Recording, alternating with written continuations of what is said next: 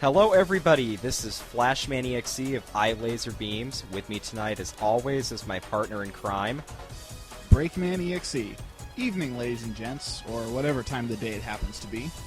It's 5 o'clock somewhere. In my time, that is, actually. We have a special show for you tonight as always, because none of our shows aren't special, but this one's specialer than the other ones are. This one's so special it has its own bus. Yeah, absolutely, and it's not a short bus either. It's a bus that drops things out of its back end for you to shoot at. Actually, yeah, that's technically accurate. Tonight we are going to be covering none other than what is my personal favorite entry into the Rockman series, something we're long overdue for discussion on. We're going to be covering Mega Man Legends, or as we usually refer to it because that's how we roll, Rockman DASH. This is easily the most short-lived of the Mega Man franchise. And that's really the saddest part about it, isn't it? With perhaps ZX as its rival, because ZX technically only got 2 games, but there's always a chance we'll see another ZX game. I mean, you know, it hasn't been nearly as long on its hiatus as Dash has been. Yeah, seriously, I think the odds of getting another ZX are drastically higher than getting another Dash, unfortunately. That's because Capcom seems to think that we really, really like Ryusei. Oh, we love it so much. Oh, can't wait for what is ticking timepiece man to appear in the next game. Oh, that's going to be such a win. So, Mega Man Legends Rockman Dash. This series unfortunately saw its beginning and the end on the original PS1. So, when did Dash 1 come out? Freaking 98? 96? 97, I believe. Hang on, let me verify. We always seem to forget this. Yeah, we're not Wikipedia. Although I dare say you're going to it right now. I don't know what you're talking about, and coincidentally it came out December 18th, 1997 in Japan, and August 31st, 1998 in America. Okay, that aside, so yeah, it's dated, but I still go back to it, personally. Well, yeah, I mean, dated doesn't mean anything with the Mega Man series, since unlike a fine wine, it does not get better with age. Yeah.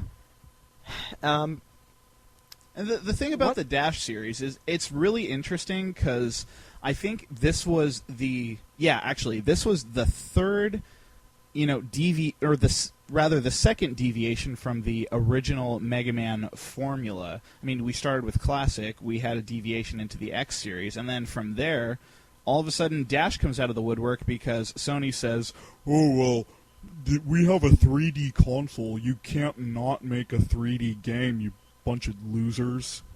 Honestly, that's what Dash came out of, and I'm so glad that it did, because it turned out, like, rough around the edges as an entire series, but really, its charm is what carried it through. Mega Man Legends could best be defined as there was never one like it before it, and there hasn't been one like it since. Perfectly accurate. It is completely unique in the Mega Man mythos, and we haven't seen anything. I mean, the closest we have ever come to Dash in any single one medium, I think, is EXE. And yeah. I think it's early EXE specifically, what with all of the Dash references. And even that, just like how Dash is basically an RPG platformer third-person shooter hybrid, EXE is a action RPG trading card game hybrid. Yeah. And so they both of them have that this is a unique formula feel. Yeah. And, you know, Dash is just, it's got such unique charm in everything it does that to just gloss over it, it really feels like an absolute shame that it only got 2 games and a unrelated prequel. I mean, yeah. And let us not be hasty. It also got a cell phone game. No, unfortunately, I don't care because Yeah. I never saw it and I'll never see it. So, like, to me, reminding me that that exists is paramount to giving me a paper cut and then, like, dipping it in salty lemonade. Yeah, I mean, that's basically just a painful reminder that you'll never get this, and even if you do, it's just chop-shopped from old stuff, so it's Yeah. like, it's not even its own unique individual game, really. It's like Phantom of the Network, so, okay, Yeah, precisely. whatever. So that It's having like- been said, should we get into game specifics? Yeah, absolutely. Let's hop to it. All right, Dash 1, released in December whatever on whenever date, according to Wikipedia. According not to Wikipedia. Oh, okay. Ooh. Okay, game facts then, whatever. Okay, so Mega Man Legends 1, which came out in 1997, kicked the formula off, all 2 of its games, with being this completely... well, first off, it was the first 3D Mega Man game, so Yep. it's this completely new, wild new, exciting format for the Mega Man series. And I still remember when, like, screenshots were being leaked for that, and everyone's like, "Oh, where are the Robot Masters? And those don't look anything like. What are they doing here? I mean, like, there's no hard hats, and you can't get the master weapons. Is that, dude? Look! Oh my God! There's a master weapon on his arm. Oh, hey, that green guy with the hair. Is that supposed to be Dr. Wily?" And there was, And it was, and that's the awesome thing. seriously, I mean, like, it had such this, like, mystery sort of what's in the box quality, like, when those screenshots were leaking around, that no one really knew what to expect. Well, when Mega Man Legends came out, it seemed like, when it first came out, it seemed like it was going to be a continuation of the previous Mega Man franchises, which at the time were Classic and X. And then the more we saw of it, the less we thought that, because we just sat there going, oh, Mega Man Legends doesn't have anything to do with those. It's entirely own unique game experience, and it has nothing to do with anything. But in retrospect, you can take, like, the original, like, the Purifier models and, like, the Aberrants and stuff that mentioned, like, that in the English versions. The Japanese versions called Purifier models Irregular Hunters, so go figure. Yeah, exactly.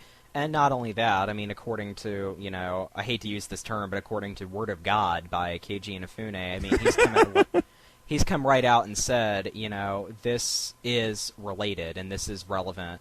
And that you really notice a lot of that in the Zero series, especially because you really start to see a lot of the forerunning to Legends, what with area backgrounds and the character designs really begin to start looking like stuff you'd see from Legends in terms of the no longer giant calves and giant forearms and skinny pipe everything else. And ZX furthered that with the step of actually saying, oh, by the way, humans and Reploids, there's basically no difference between them now. Yeah, they're all the same thing, dude. Yeah. So you can see after a couple thousand years how they would become carbons to be politically correct. Yeah. And so the Mega Man series was radically altered with this new and exciting game that came out. And, I mean, it was big when it came out. It had all this stuff in it that we hadn't seen before from Mega Man. It was like this life simulator game with a world you could travel and all kinds of stuff you could do, and it had so many extras in it. I mean, this was basically the Mega Man series equivalent of a Zelda game. It really was. I mean, it had all kinds of stuff you could do. It was like an environment you could spend hours in. It was as close to virtual reality as we really could get at the time, and it felt that way. Especially, it was as close to realistic as the Mega Man series had come. Yeah. And you have, I mean, granted, the graphics were blocky, I think even by 97 standards. They had yeah, totally. We've been over this. Yeah, they weren't that impressive visually to look at, but that's one of those things that you quickly find yourself saying, I don't care, when you start playing it, because it's like, the game just engrosses you. And yeah, I mean, seriously, I mean, it has, like, a certain style that you can totally get behind. It really feels like Mega Man the anime. Yeah, it really does. And you find yourself sitting there going, oh, well, this is just the game's art style rather than bad graphics. It's like, okay. Well, it is bad It's just- graphics. Yeah, but, you know, it's still fine with you. I don't know how Yeah. that works, but it is. Yeah, it manages to find a sweet spot and keep it. Yeah, I mean, it really does. And you sit there, you play this game, and it does a very, very good job of keeping you entertained. And you find yourself playing it going, you know, there's so much innovative stuff you can do. The weapons system is phenomenal because you, rather than getting a weapon every time you beat somebody, you get, you know, you have to find parts to build your weapons, and so there's this whole sandbox element to it, which is really cool. And it was the first Mega Man series to really introduce the concept of good and evil Mega Man. And Yeah, but not really so much as in the sequel. yeah, and but we even got to see a little bit of that. You know, it just, Legends could really be defined as a little bit of everything Mega Man, because it has it all. It has Yeah. homages to the first, you know, the first classic and X games. It's got what would later become homages to future games. It's just all around. You know, when you stop and take a look at it, even though it's at the last spot in the series timeline, it was such a beginning place for the Mega Man franchise that it's just. I mean, while I'm sitting here talking, You can look at Dash and see where all of the subsequent Mega Man series kind of got a lot of inspiration from. right? I mean, while I'm sitting here talking, I'm mesmerized by my trigger cutout on the wall. I got this awesome Mega Man trigger cutout cardboard figure from I believe it's a Game Crazy. There was a guy there who accidentally got two of them, and so he traded me his for a Vile action figure of all things. But, you know, I still have this thing to this day after all these, you know, after several years later of picking it up. And it's just an awesome icon because it's like this, I can look at it and remember back to when things were simpler and better in the Mega Man franchise. And when you look at Dash and you really compare it to the others, I mean, apart from the completely different gameplay and the completely different, you know, world elements to it, it really stands out on its own. Like if you don't even look at the game, if you just look at the series, the Dash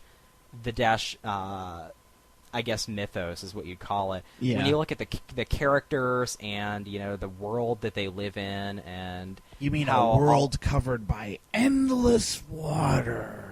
yes, where diggers eke out a living by digging up digging things.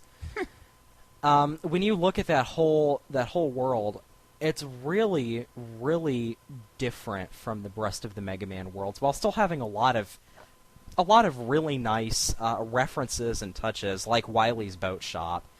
I mean, Yeah. That was and- seriously, I think that was just put in there as a, okay, guys, look, this is not the same. Get over it. yeah. It was basically like they threw that in there just to show you that they could make a cool thing without making a big deal of it. Yeah. And, I mean, I remember hearing reactions from people who have never played Dash before, and they're like, oh my god, is that Wily? Is that Dr. Wily? I get it now. He's the final boss of the game, right? I'm like, no, wrong. No one would ever suspect that the boat shop owner was behind everything. And he would have gotten away with it, too, if it wasn't for that meddling kid. And his But- robot monkey. And his sister, girlfriend, lover ensemble. Whatever. He's really not going to get into that. But it really introduces a lot of cool concepts because it was really the first Mega Man series to have parallels to previously established characters. Like in Mega Man X, the only two characters who are directly carried over are Dr. Light and debatably Mega Man himself. And Mega Man X is not classic Mega Man. I mean, he's Yeah. modeled after him, and he's a similar design and concept, but that is less, I think, to do with the storyline and any kind of nods they were trying to make, and more because they knew that they needed the Mega Man character to sell the game. Yeah. That's not because he's supposed to be classic Mega Man. That's just because Dr. Light made another Mega Man-like robot. Okay, I mean that's just how that works. And yeah, it's and we got over that. Things where don't read too much into this. Yeah, exactly. Yeah, it's like it's a Mega Man game. It's just darker and edgier. Don't try to make any sense of it. There's no hidden meaning we would decide to make Mega Man X. It's just we wanted to make a darker, more serious version of the series. That's what they were going for. This, however, deliberately tried to establish character parallels in the form of Mega Man and specifically Roll and the Dr. Wily that runs the boat shop. I mean, you really start to see, and it's like even Bonne has the Metar sort of design to it. And then, of course, you see all kinds of other character cameos and so forth. This was the series that started introducing parallels that we would again later see in EXE, like with all of the Robot Masters and the Net Navis and that sort of thing. The explicitly returning characters, and heck, that series even had a barrel of its own. Yeah. But not to mention Colonel and Iris and Glide, all of the characters borrowed from other series. But it was really interesting when Legends came out, because rather than X, which didn't really try to make too much of a connection to Classic, Legends really goes out of its way to try to establish itself in the series storyline by connecting to Classic and X and Zero and ZX. It really worked its way in and set a place in the storyline to make nods to everything else, rather than just, oh, the hero is coincidentally a blue guy. Yeah, seriously. And initially, that was like the initial response of a lot of people. Yeah, I mean, and when you stopped and when you looked at when it came out initially, we just kind of hand waved Legends, because we said this doesn't have anything to do with it. It's just a game. I mean, okay, Mega Man's in it, whatever. He's just a blue guy. You can't read anything into that. And then you start playing the game, and you're like, wow, this is actually more deeply entrenched than we originally thought it was. This is cool. We like it. Yeah, we warmed up to it. We love it. It's large.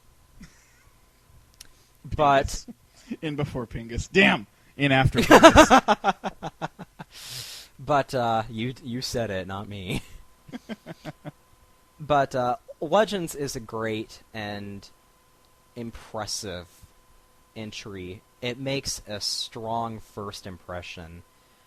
And when you look at the game, I mean, it's like let's talk about specifically how the game plays. Yeah. Which is definitely nothing like anything else in the series. We said that before.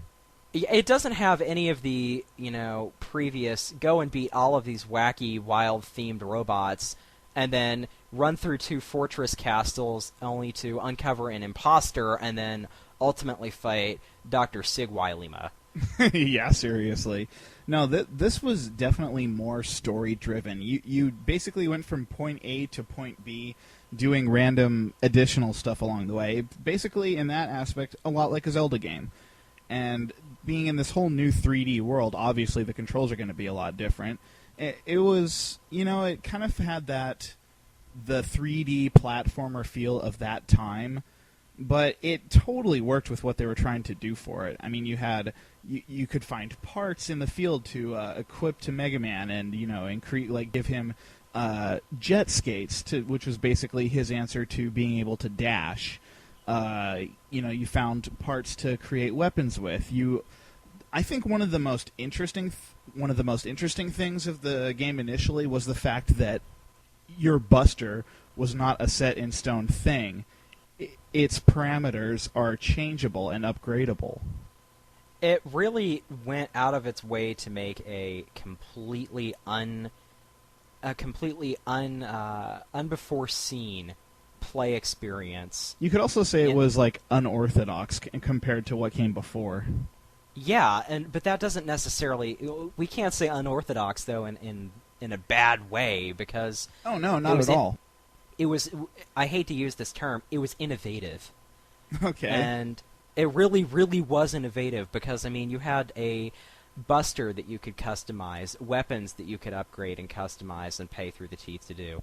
You had armor that you could upgrade, and it was just basically like you were very truly getting equipped, not just with item dog, but with all kinds of awesome stuff. And more than ever, you could really, really play with the difficulty by setting the game to different difficulty modes, or even just forcing yourself to do pacifist runs, like with the weakest weapons, weakest armor, that sort of thing.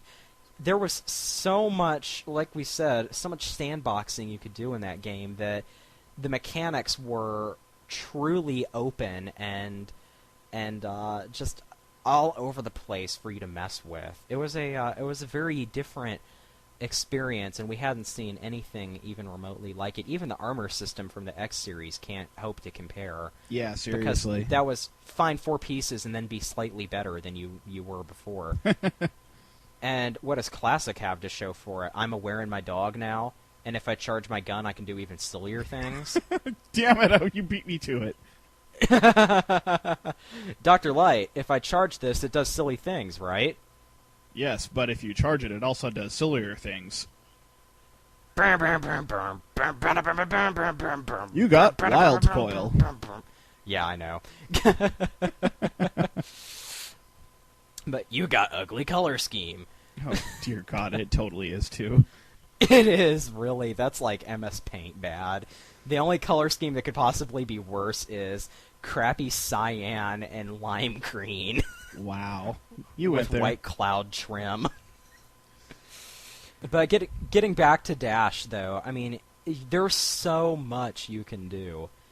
And it's not a game that you can sit down and run in an hour and a half. No, definitely not. I mean, maybe if you skipped every single cutscene ever and were willing to go up against the final boss, totally under-equipped. It feels kind of like they really knew what they were doing, and doesn't that seem weird? Talking about Capcom, them knowing what they were doing with a game. But see, that was then. This is now. Yeah, okay, I guess so. It's kind of like, it just feels like sort of like a certain nostalgic saying, like, oh, Sonic's never going to be on a Nintendo console. We saw how that turned out. Exactly, yeah. Mega Man will never be a human. But it was a, And see, like, that whole world, I mean, like, initially it's a shock. Oh, what? Mega Man's not a robot? But he totally looks like, oh, he's not a robot. Oh. But, like, that totally fit into the new world that they were establishing. And, like, same with all of the other characters involved in that. I mean, the Bonds, Roland, Barrel Casket. I mean, just that series just definitely had a style, and it stuck to it and didn't really... It didn't compromise, like, oh, it's a Mega Man game, so it has to be specifically that. No, it took it in a new direction, and it really worked, and really went out of its way to make it feel like, something that you could totally get behind. Yeah. They were going in a direction that wasn't... It wasn't just... To borrow another trite saying, this wasn't your mama's Mega Man. Okay. This was a new experience, and it was something that you could tell they really wanted to make a big, solid thing out of. And see, like, the graphics we said were really crappy, but it's the story-driven gameplay and just even the, the run-and-gun action platformer gameplay itself that made it work so well. Yeah, absolutely. They had a game that was more than just, you start this game and you get a cutscene, damn you, Proto Man, my plans have failed, with no E in failed. I mean, they actually bothered putting in voice acting, and good voice acting, too. Yeah. I mean, it's not like, it's like, okay, occasionally some of the characters sound cheesy, sure, but It's not especially like, considering you have like the same voice actress doing like 3 different people on Cadillacs Island. No, I'm not looking at the mayor. No, I'm not looking at the little sick girl in the hospital, and I'm certainly not looking at the museum curator. No, not at all. What are you talking about? oh, I bet there are going to be a lot of people that are going to come to complain about that. What does this need? More red or more talent? Something's missing. What do you think I should add? Some talent. Huh? What did you just say? Some red maybe? That is such an awesome thing about that game, because there's a lot of seemingly trivial but really well-connected stuff in it. Oh, like the guy who asks you what your name is? The junk shop Yes. owner? To this day, he still calls me Hippopotamus. I mean, that's so rich. I do that every opportunity I get. Every time I play Dash, I'm like, I gotta remember to tell him my name is Hippopotamus. But I think I reset the game once when I told him my name was Mega Man. I was like, oh crap. But yeah, there's just so much fun stuff you can do in that, and they brought about so many awesome, iconic lines in the series. This coffee sure tastes good. Hey, look at the time! It's almost time for my favorite show! I almost missed it! Click. Jaw drop. What? What? What the heck is that blue boy? Blue boy! And there's just, yeah, I mean, there's so Teasel much... is priceless. I love that guy.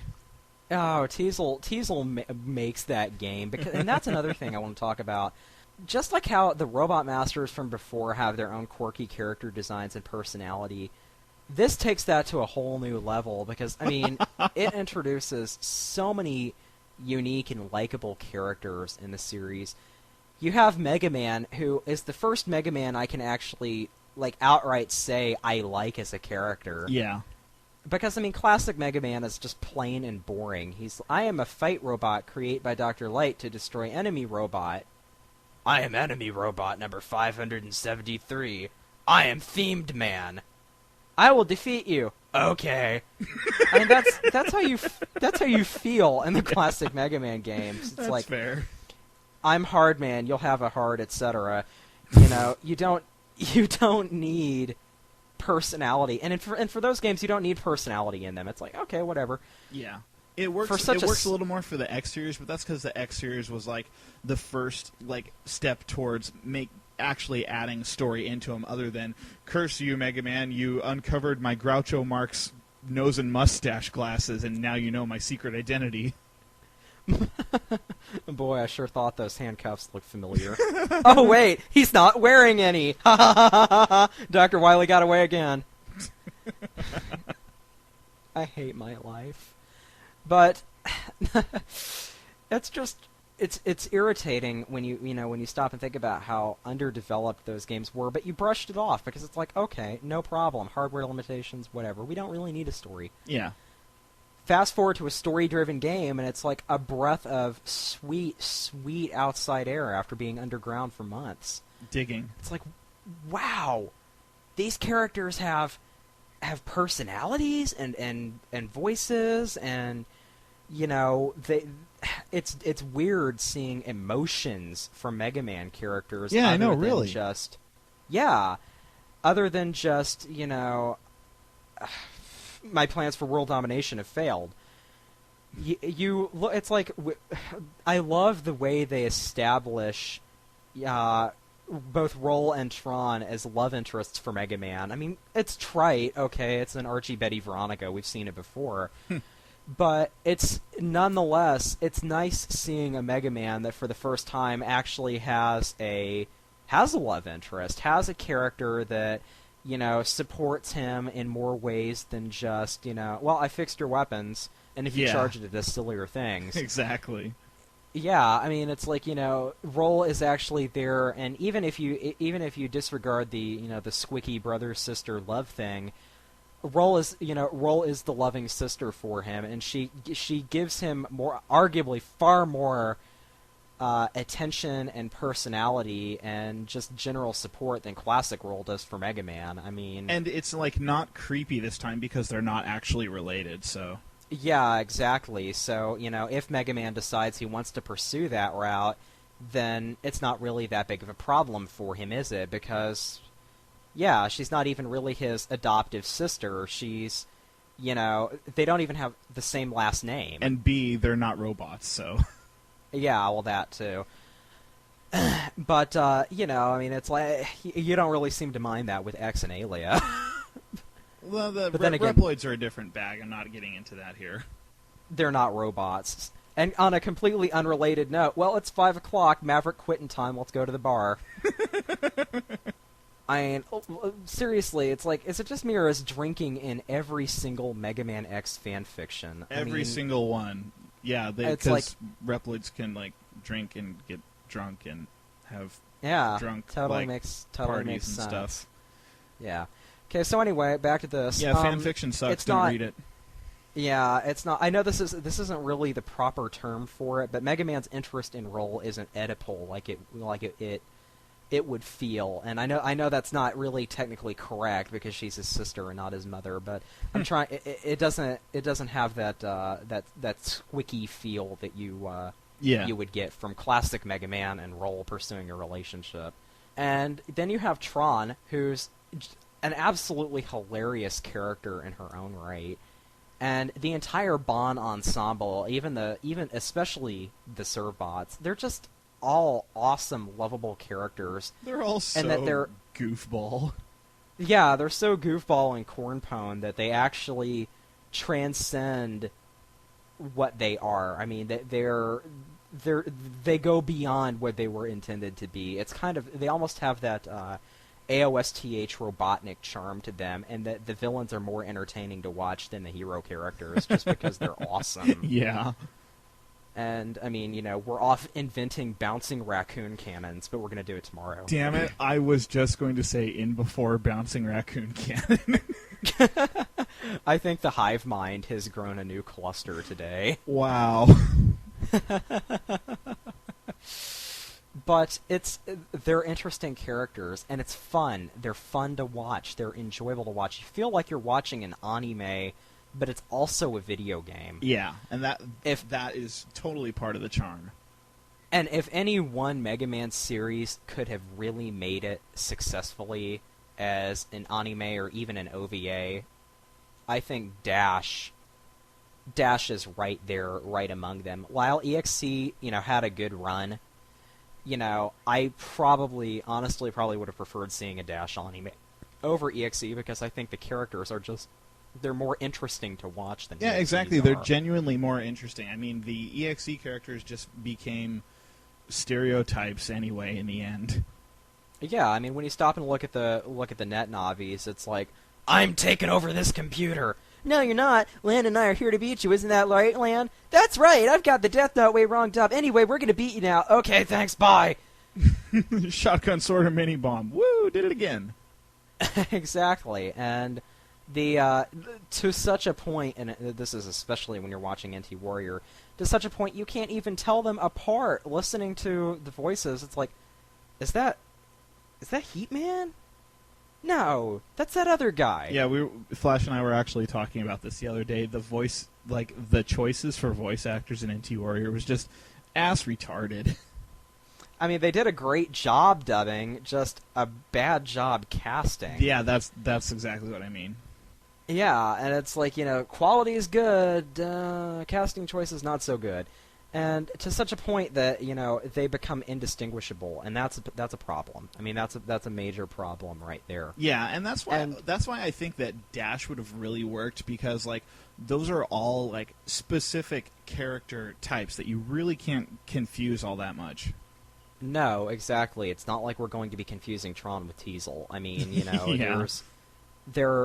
The boundaries are very thickly lined and well established in Dash. It would have made an excellent, entertaining anime. And that said, and the vocal quality for the game is actually reasonably good. It's not the characters don't sound like they're reading off of scripts. They actually have emotion. They have personality. Yeah, it actually wasn't that bad, especially compared side by side with Capcom's other big voice-acted story and thrills-driven game of that time, which was Resident Evil. Stop it. Don't open that door. I'm not a master of lockpicking. Here's a lockpick. It might be handy if you, the master of unlocking, took it with you. Hope this is not Chris's blood. And even then, compare it to animes that came out in 96, 97, 98. You listen to dubs from that era, and it's like, and I don't know what I'd do if I didn't have you with me here and now. Well, that's just what I do, because I am a swordsman, and it is my duty as a swordsman to protect you, as a my swordsman. one true love. Swordsman. Exactly, and you find yourself sitting there going, this is not appealing in the slightest. And so it's a really refreshing change of pace watching such a professional game be put together, and it just blows me away how underappreciated Dash was. Yeah, I know, really. I mean, I still recommend that to people, and they still yeah, okay. Some people are stupid. Seriously, Dash is underappreciated, and it boggles my mind. And it's like now, after the fact, long after the time to speak out about how good it is has passed, or maybe it's just the recent ration of terrible Mega Man games. Yeah, it's like now all of a sudden, I'll read Random Gaming Magazine number 42, and they'll be like, "Man, Mega Man Legends is awesome!" And I'll be sitting there thinking, dude, where were you 10 years ago? Yeah, seriously, we could have used you then. It's like, you idiot! Don't recommend it now. It's too late for that. Oh, well. I guess we'll just have to keep championing it until we actually do get that Dash 3. I guess so. The possibility for it happening are still there. I mean, enough people remember it and are actively asking for a new one. Yeah, it's not impossible. The very fact that Inafune shows at least an interest in doing it is sort of encouraging, I guess. Yeah, we'll see how that goes.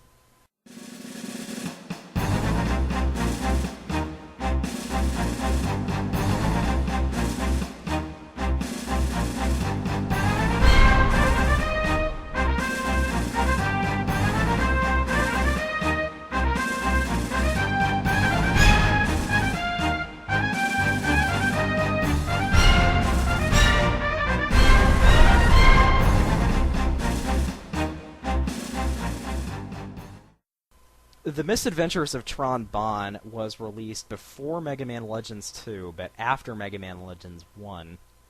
When it came out, it was such a black sheep in the Mega Man series. Yeah, honestly. I think this one, this game gets, no recognition of at all whatsoever. And it really does deserve it, even though it's essentially just a big mini-game collection with a plot. Yeah, to me, it feels like Dash 2 beta.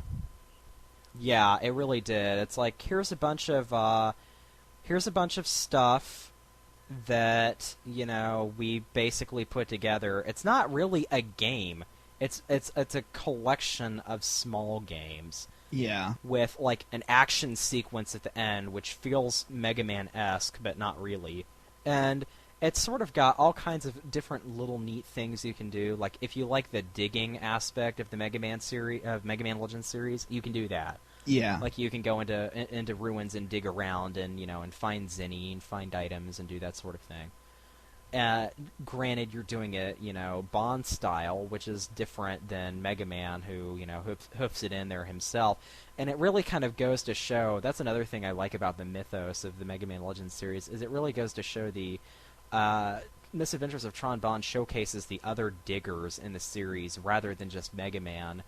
So you really get a feel of what the world view is like, in that you see what a professional digging operation looks like with the Bonds, who have all of their fancy equipment, and they have the army of servbots to work as assistants. I mean, can you imagine how useful that would be in Mega Man Legends if you had tag-along, serve bots or whatever that would shoot and snipe small enemies for you so that you could focus on the big guns, and they'd retrieve Zinni and bring that to you. I mean, it would make your job a lot easier. Yeah, and that's how the bombs work. And, that was essential in establishing that fact. I mean, you had the idea that they had, their minions, but you never really got a clear idea as to how they factored into everything.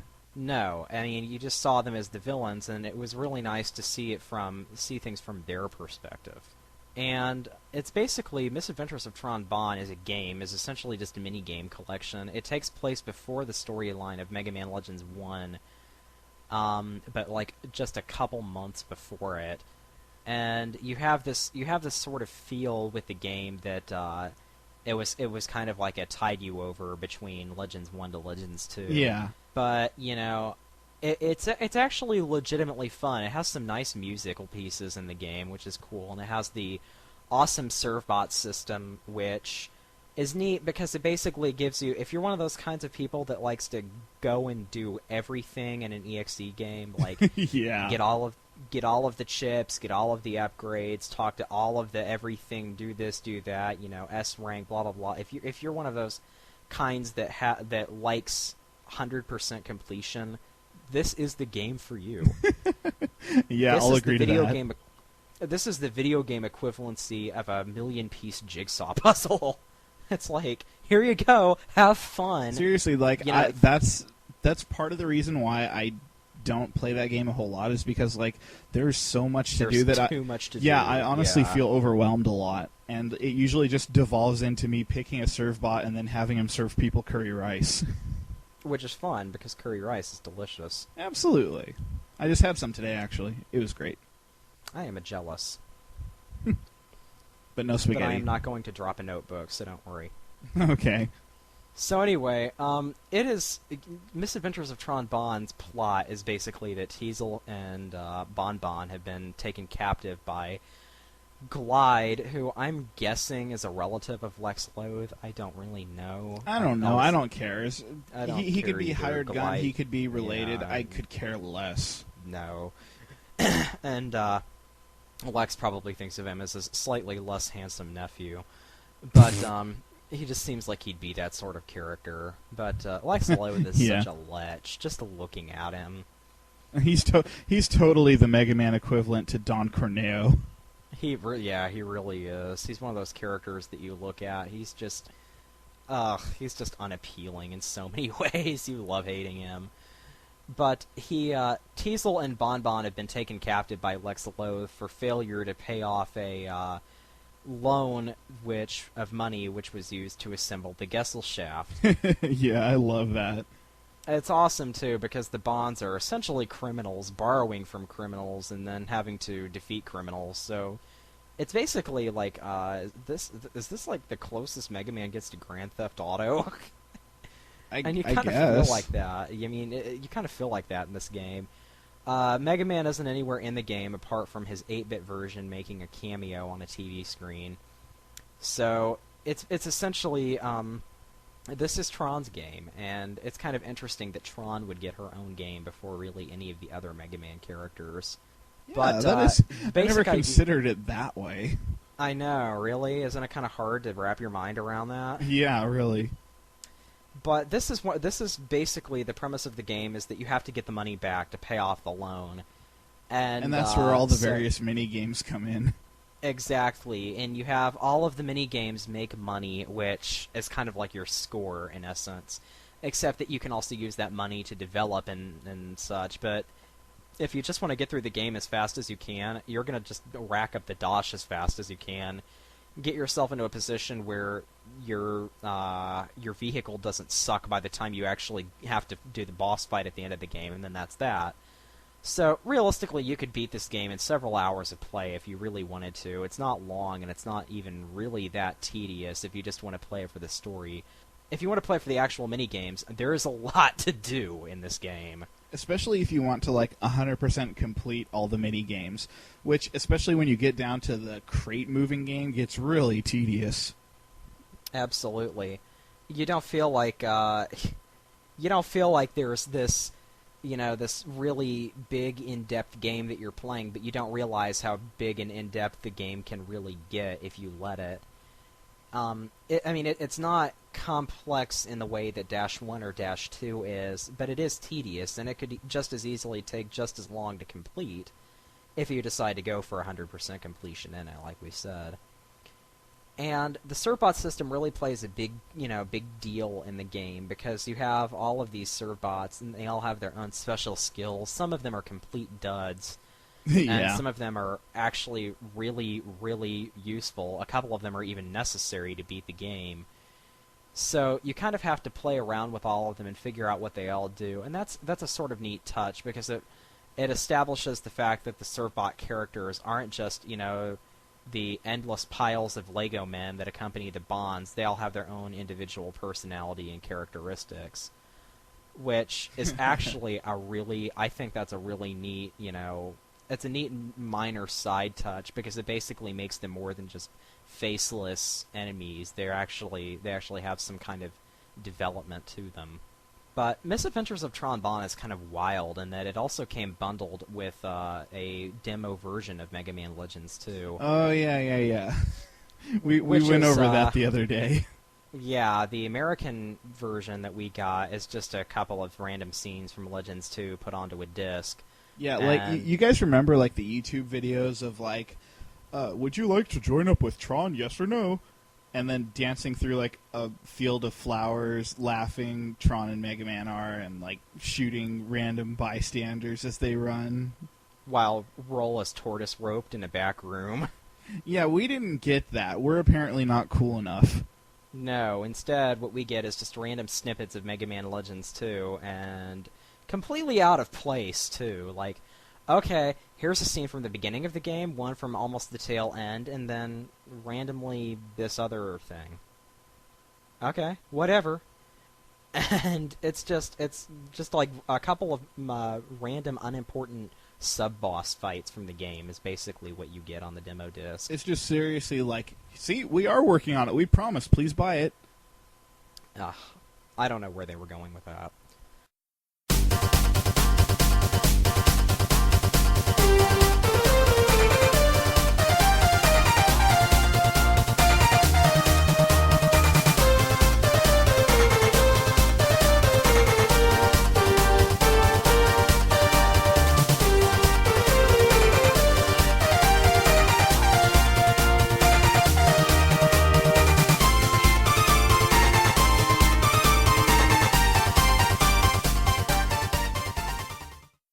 You want to move on to Dash 2? Yeah, let's go ahead and move to Dash 2. I mean, this is specifically, like, I think for this we can wax less about the origins and more about the actual game specifics, because this really took the first game and really turned everything up to 11. I mean, it really did. It really went out of its way to establish a lot of polish and fix a lot of what didn't really go over well in the first game. Mm-hmm. I mean, the graphics are brushed up a little bit, not very much. They're but brushed so up much a the lot Mega Man's... more. I mean, like as far as the character models, they still look like the characters from the first game, but I mean, everything is. The character designs are definitely much more solid now.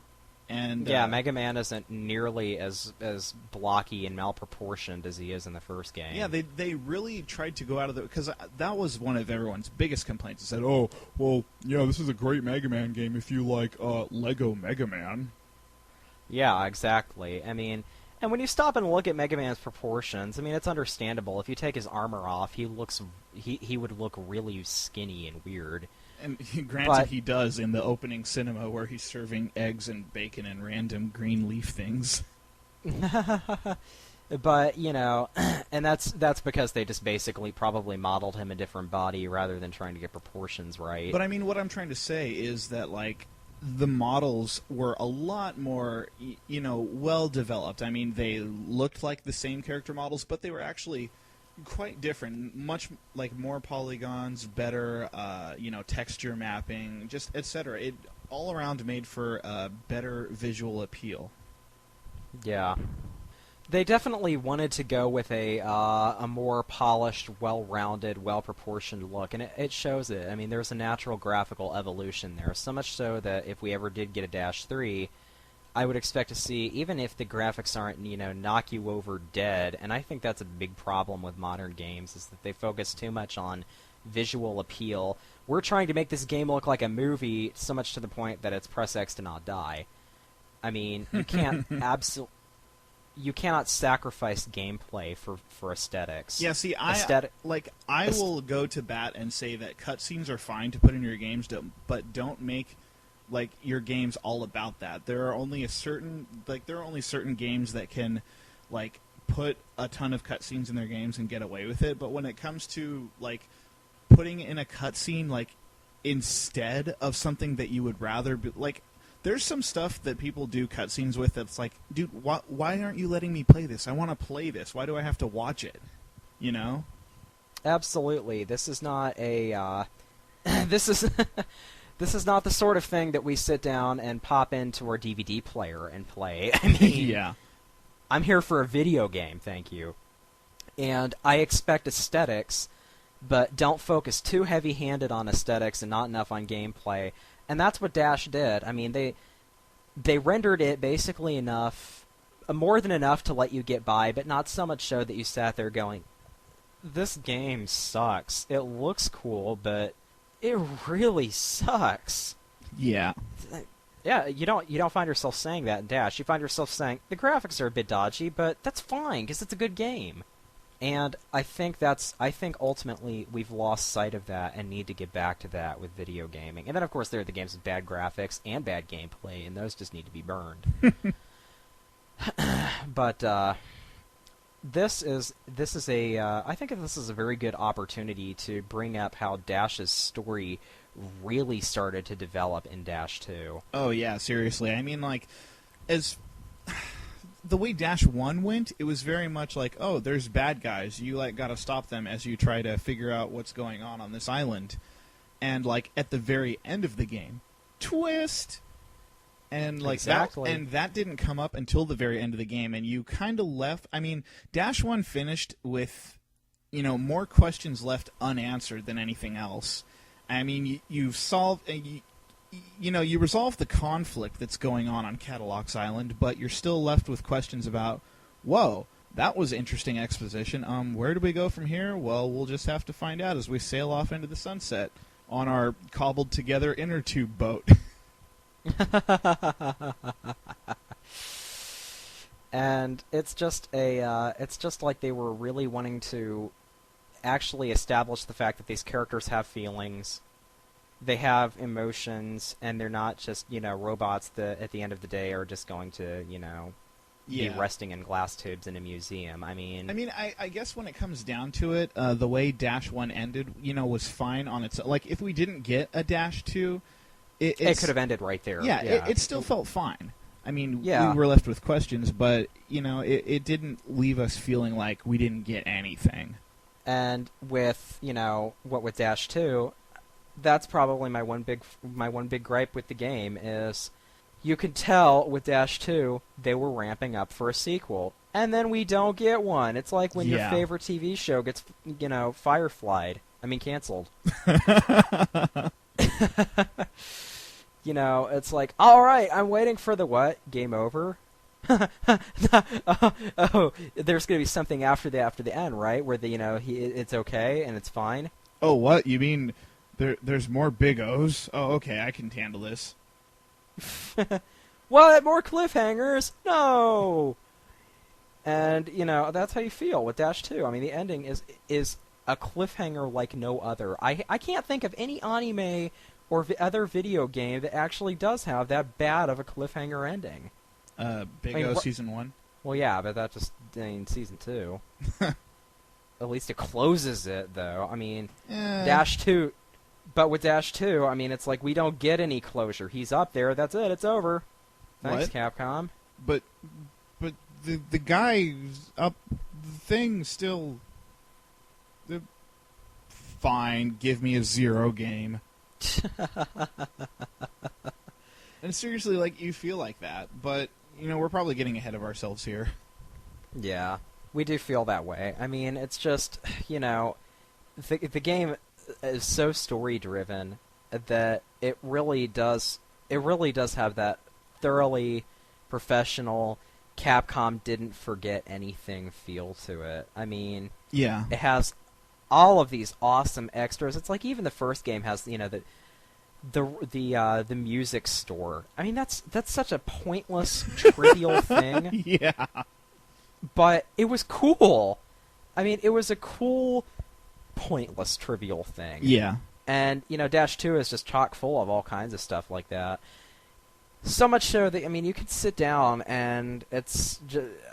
I mean, I've already wasted like 4 or so hours on the game, and I haven't even gotten anywhere in it. I've just been grinding because there's so much to do. Go ahead and go ahead and say what you've been doing these last couple days. I've been killing chickens. Specifically. I've been grinding to fight what is essentially, I guess, the second boss in the game. Third. Third? What's the first one? The one in Yoshionk. Oh, okay, yeah, I guess that does make sense. Yeah, okay, so technically the first story-relevant boss in the game, so to speak. Okay. And, I mean, I've been sitting here doing nothing but trying to max my Mega Man, basically, so that he'll suck less. Oh, just so you guys know, Flash is doing this on very hard mode. Which is basically Lunatic, but for Mega Man. It doesn't... This is the highest difficulty setting in the game. It doesn't go any higher than this. Yeah, I struggled my way through that. It's pretty ridiculous. You have to mine forever to be anywhere near effective. And you know what your big reward is for being stupid enough to play on very hard mode? You get the best license for free, which is nice because it means you can enter any of the ruins immediately without having to bother with the license test. I know how much you love those. But that's not that good of a trade-off. I mean... Basically, it comes down to bragging rights. Yeah, this is amount definitely to a bragging nothing. rights run. I mean, I'm so awesome. I was able to play this game on very hard mode, and just look at how stylish my hat and monocle are. And honestly, it's like, okay, I had a booster duel with Final Boost. Very hard mode is exactly what it says on the tin. It is very hard mode. And playing it, I find myself sitting there going, wow, I don't remember this being that difficult when I played it on normal. Because it wasn't. Yeah. Everything takes like 15 times as long to kill. And you find yourself just sitting there. I mean, I have actually found it more efficient in the case of what I was talking about, killing chickens. In a sub-ruin on, I guess it's Poke Island, there is there's like 4 or 5 enemy sets in this ruin, and you can cycle through them just at the start. Well, if you get a locked treasure chest when you enter the sub-ruin, you know you've got this specific enemy set. And anyway, in one of the back rooms of this sub-ruin is a large golden... chick-shaped Reaver bot. It looks like one of the tiny little chick Reaver bots you see later in the game, only this one's gigantic. It's like twice as big as you are. It's like a big golden chicken horse. Yeah, it's a golden chicken horse. Oh, we should mention specifically just right now that one of my things about Dash 1 is that I insist that in some manner every Reaver bot in that game looks like a horse. Well, most of them do. And so that kind of has carried over. Yeah, Reaver horses has become our thing. Yeah.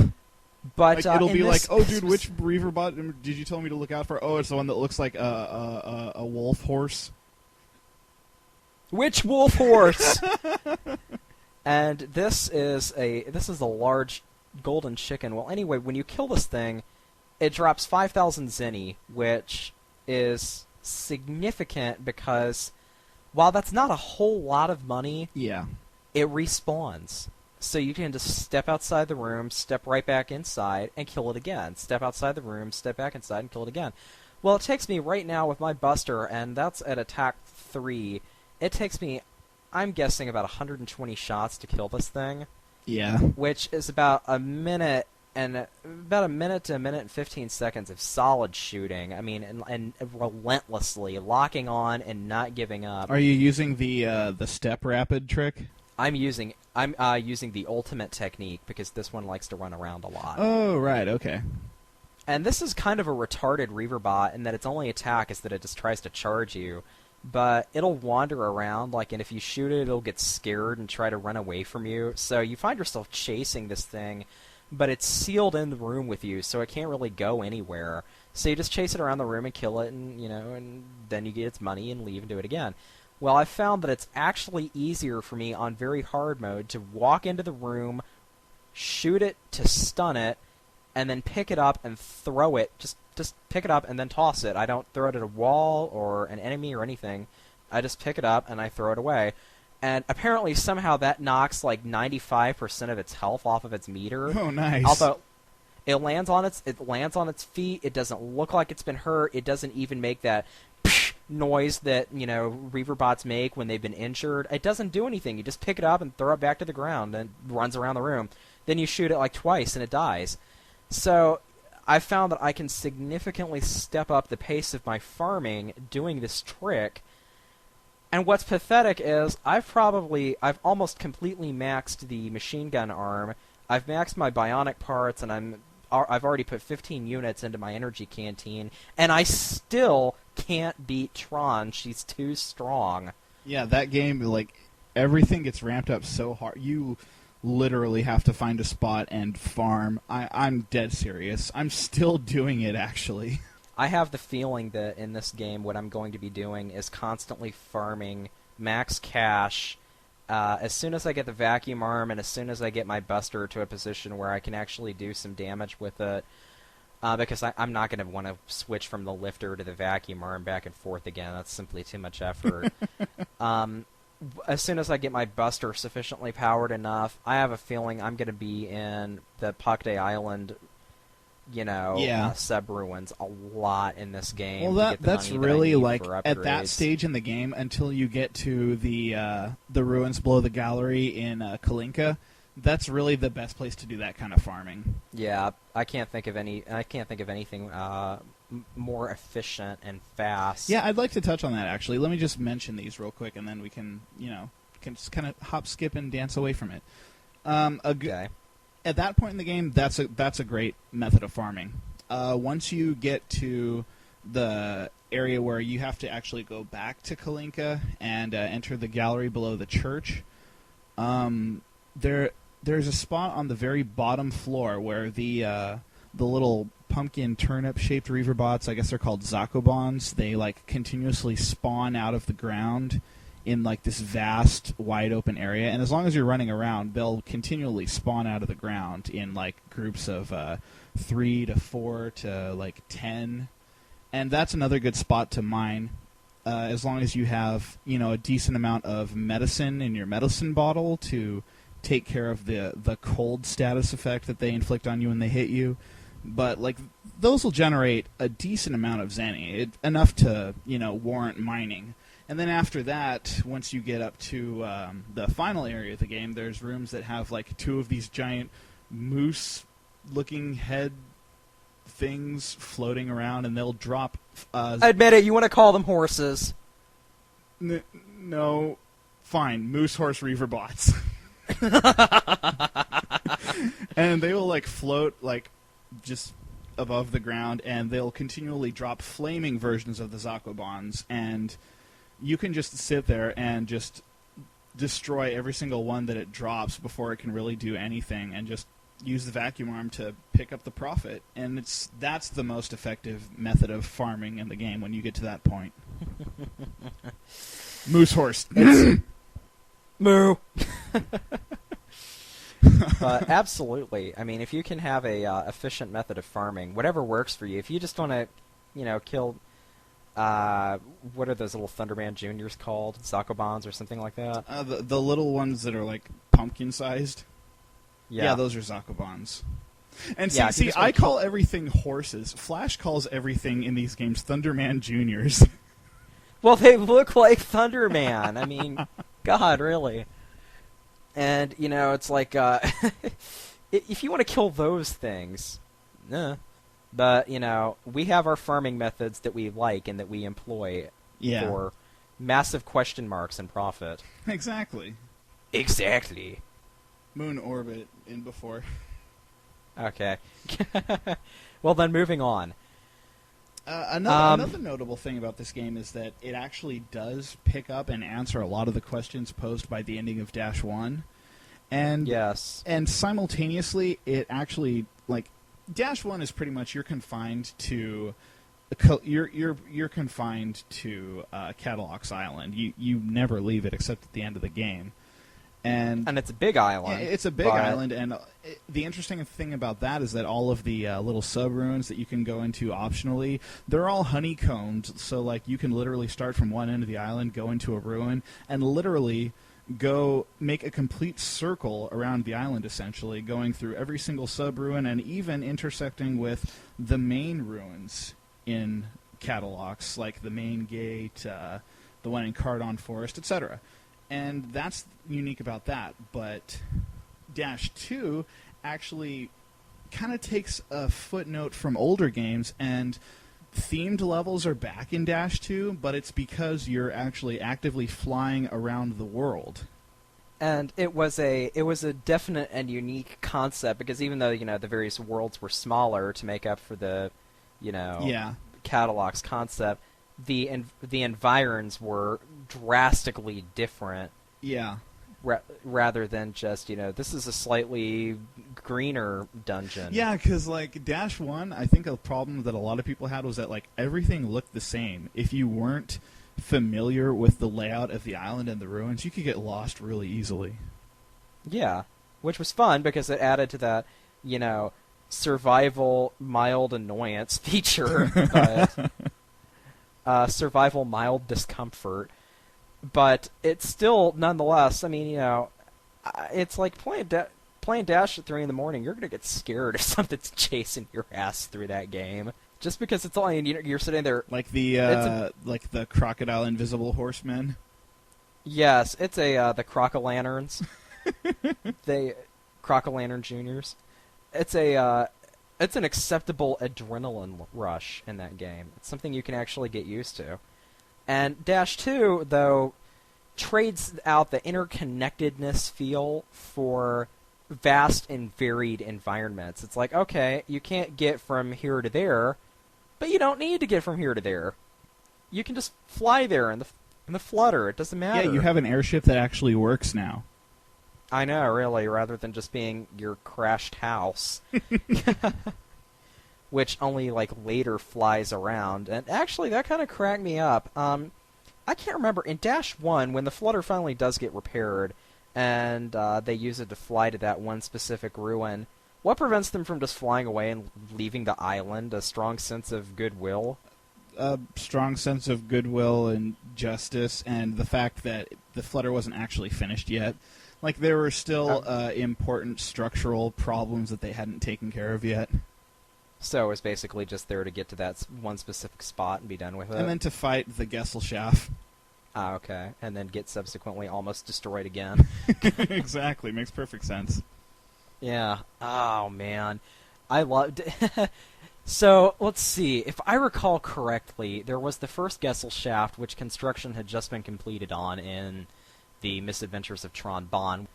And then there's the Gesellschaft. I believe it's the same Gesellschaft that appears in Legends, right? Yes. It hasn't been destroyed after that point. Okay. So it gets destroyed and rebuilt, though, doesn't it? Yeah, it definitely goes belly up. Yeah. Okay. That's what I wanted to make sure. Then I couldn't remember if there were 2 Gesellschafts or 3. Come to think of it, I actually can't recall if Dash 2 had a Gesellschaft.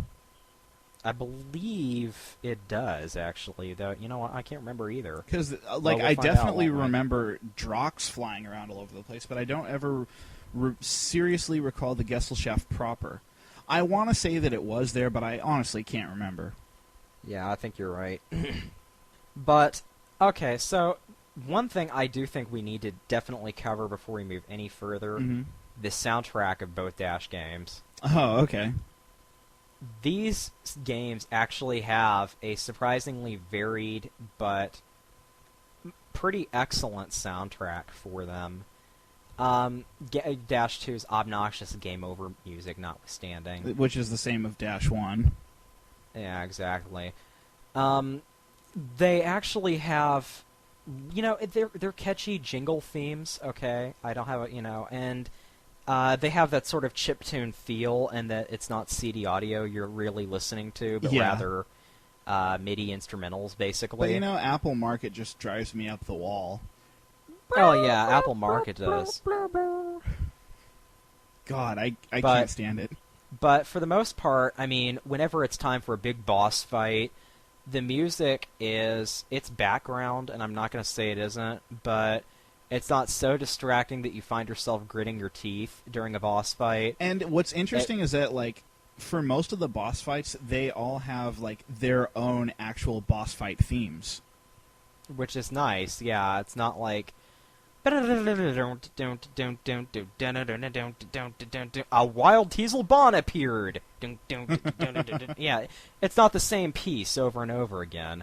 Which is, it's just another nice tweak to add to that sort of, it has that sort of, like we said, like that anime feel, like, everything has its own event music, which was come to think of it, Sonic Adventure did that as well, which was really cool, and, it's a nice touch, rather than recycling music, it actually, everything has its own unique place in the storyline, and that's something that's reflected in the soundtrack. And even, the various runes that you have to go into, the main story element runes specifically, they have really creepy, ambient background music. Atmospheric noise, rather than really music proper. It's more... you'll hear, you'll get, some really deep instruments, you'll go...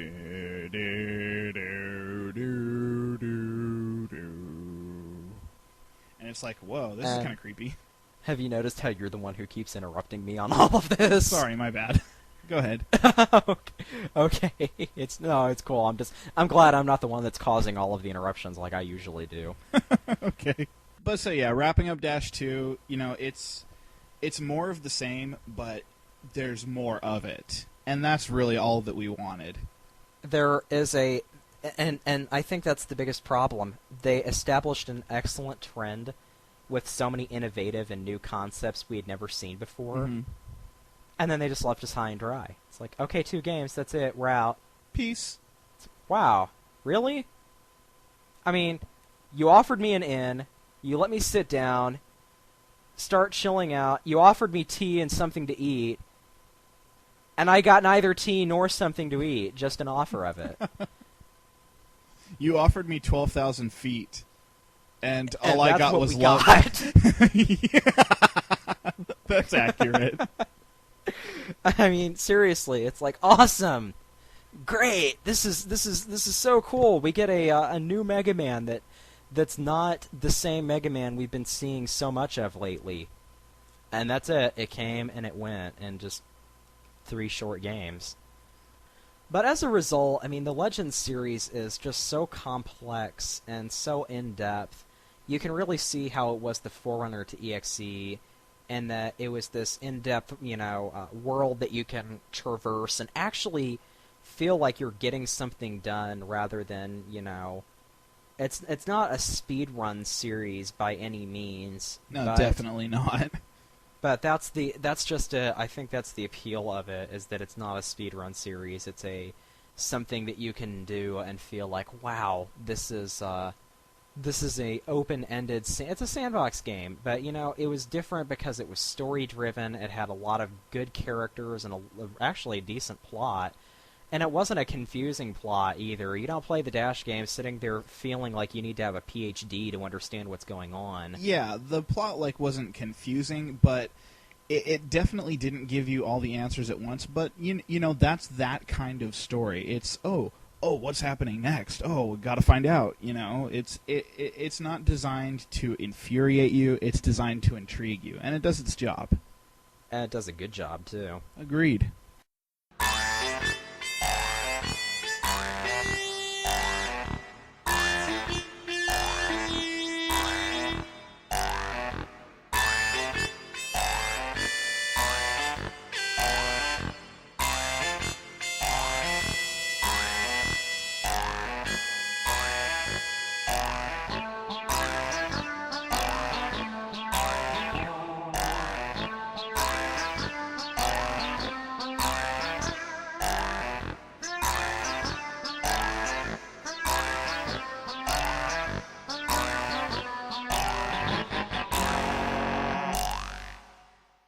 Well, that having been said, I think this is probably a pretty good spot to bring the column to a close. What do you think? I think so. We definitely we set a goal this time to try to keep this under like 2 hours this time, and this time it looks like we succeeded. Yeah, I mean, what with all the editing, we may actually have 7 or possibly 8 whole minutes of content for you to listen to. This is number dash on the list. It's 2. Thanks for Space Station. Gosh dang it, you beat me to it. I was going to say that. Well, you and I have been sniping each other this entire column, so I guess it's fair. Definitely. What goes around and all that, you know. Yeah. Well, we hope you enjoyed our little tribute, albeit very short, to the Dash series. I really wish there were more games for us to talk about. I know, seriously. I would almost love to be able to say, man, Dash 4 sucked. Came in 2 versions, and you had to have a blue Mega Man and a red Mega Man. It was crap, man. And I wish we could say that almost. But we can't. We can't, and I think that maybe for the better, because I don't want the one thing Capcom really feels like they got right to be tarnished by what they've done in recent history. That having been said, give us Dash 3. Yeah, exactly. It's like, I mean, we're still willing to give you a shot, just seriously, don't screw it up, or we'll be really, really pissed. Yeah, unfortunately. Like, well, that's just how it goes, I guess. Yeah, we'll chew your butts out on our audio column none of you will ever listen to. Take that, Capcom. Yeah, we'll show you. Yeah. Because Inafune's totally listening to this right now, by the way. Well, once again, thank you all for coming out to the Theater of the Eye Laser Beams to listen to another ragtag ensemble put together by us. I am one half of the ELB duo, Flashman EXE. And that would make me the other half, Breakman EXE. And together, I think we are signing out. Good night, everybody. Adios. 迫り来る